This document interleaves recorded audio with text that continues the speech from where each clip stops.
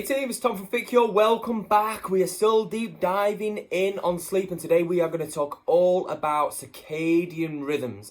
So what are circadian rhythms? These are changes in mental and physical characteristics over the course of a day. So essentially it's your internal clock, and it regulates things like sleep, feeding patterns, alertness, core body temperature, brainwave activity, hormone production, glucose and insulin, urine production, and cell regeneration. Yeah? So, what we know is that hormones themselves, so the biggest hormones that are affected by your sleep cycle, are essentially melatonin and cortisol. So melatonin itself is your sleepy hormone, basically makes you drowsy, reduces your core temperature and makes you go to sleep. Cortisol is what forms glucose in its anti-inflammatory in function, essentially. Yeah, so what happens is melatonin increases as we see darkness, obviously setting us down to make us go to sleep. And sleep itself is phenomenal because obviously we already know this, but it increases your growth hormone levels and helps with tissue repair and everything else like that as well. So today we're going to talk a little bit more about this. We're going to talk about owls and larks, yeah? So we've got owls who are night people, and we've got larks which are morning people. So we're going to discuss this a little bit more and kind of find out what your chronotype is, if you're an owl or a lark. So it's pretty self-explanatory. If you're pretty groggy on a morning and struggle, chances are you are probably an owl. Better at night. You have a phenomenal nightlife. If you're a night person, you come to life at night, you're probably an owl. And if you wake up in the morning feeling phenomenal and get most of your tasks done first thing in the morning, chances are you are probably a lark. Yeah, so we're going to talk about this. So owls themselves, so owls need to have daylight first thing in the morning. So that is super important. If you are an owl, I would really recommend, I keep mentioning this, recommend getting a dawn simulator alarm, getting a daylight lamp that you can keep on you in the morning to kind of get you regulated, get that cortisol, get those hormones going to essentially bring you to life, yeah?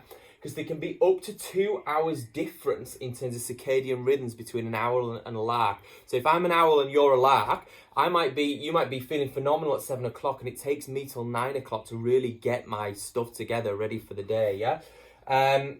As well, so with regard to an owl, you have to cut the lie-ins on a weekend. So what an owl will want to do is sleep in till 12 o'clock. And I think it's understanding how an owl's circadian rhythms work. And that is just inherent. That is just the way they are. An element of genetics as well.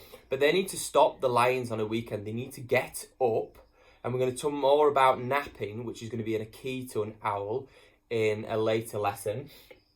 But the owl essentially needs to get up early in the morning, as they normally would, because if not, that circadian clock will reset, and then when it comes into Monday morning, they're going to struggle all week even more. So they need to get themselves into a rhythm of getting that regular wake-up time, regardless of what time they go to bed. Make sure they wake up at the same time each day.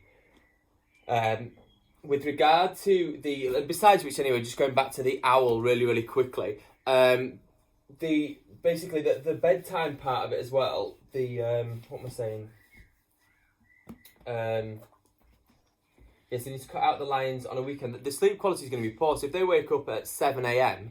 or whatever it ends up being, and then they think, oh, sorry, I'm going to go back to sleep till 10 a.m. The sleep quality is going to be really, really poor. They're going to be coming in and out of a sleep pattern anyway. It's not going to be very good sleep. So you're better off just getting up and potentially having a nap later on in the day.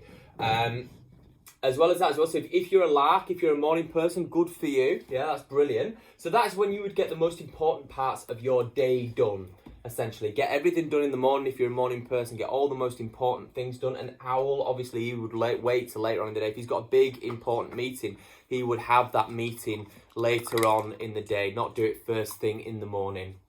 As a result, dog's eating a whiteboard marker. So if it's understanding your couple, so I've put in here, work in harmony with your partner. I think it is understanding as well, because we hear this a lot. You know, you've got a partner who is lazy because they don't get up early, and it could not necessarily be their fault. I am married to an owl, and she is certainly not lazy. She runs her own business very successfully. But she's better later on in the day. What she does is she gets up early, she has a nap in the afternoon, which we're going to talk more about. And then she's firing on all cylinders, and that is just the way she is. So being a lark, being a morning person, what I would essentially do, we'd both get up at 7 o'clock. So let's say it's half an hour later for me than what I would normally get up, to try and reach that harmony between the two of us. I would go downstairs, I'd get the dawn simulator, I'd open the curtains for her, get her to have a slower process of getting up, potentially make her the breakfast, get her ready for the day, and then slowly Anna would come round and feel a lot better.